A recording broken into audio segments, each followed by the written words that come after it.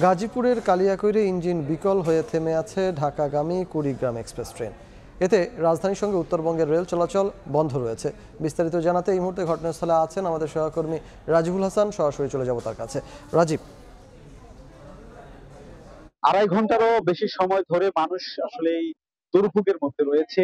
এই যে গাজীপুরের কালিয়াকৈর, এই কালিয়াকৈরের বেশ কয়েকটি ট্রেন আটকে পড়েছে। আপনারা জানেন যে উত্তরবঙ্গের সঙ্গে যে ঢাকার ট্রেন যোগাযোগ সেটি কিন্তু প্রায় আড়াই ঘন্টা হয়ে উঠতে চললো যে ট্রেন চলাচল বন্ধ রয়েছে। একটি ট্রেনের ইঞ্জিন বিকল হওয়ার কারণে কিন্তু এই ঘটনা ঘটেছে। আপনার কুড়িগ্রাম এক্সপ্রেস ট্রেন, যে ট্রেনটি ঢাকার উদ্দেশ্যে ছেড়ে যাচ্ছিল, সেই ট্রেনটি মূলত মির্জাপুর এবং বঙ্গবন্ধু হাইটেক সিটির যে স্টেশনটি রয়েছে এটির মাঝামাঝি জায়গায় আসার পর ইঞ্জিন বিকল হয়ে পড়ে এবং এই ইঞ্জিন বিকল হওয়ার পর পর কিন্তু এই দুর্ভোগ সৃষ্টি হয়। আপনারা নিশ্চয়ই দেখতে পাচ্ছেন যে এই ট্রেন ঘন্টার পর ঘন্টা এখানে আটকে রয়েছে ইঞ্জিন বিকল হওয়ার কারণে। সামনে যেহেতু একটা ট্রেনের ইঞ্জিন বিকল হয়েছে সেই কারণে কিন্তু এই দুর্ভোগ দেখা দিয়েছে এখানে।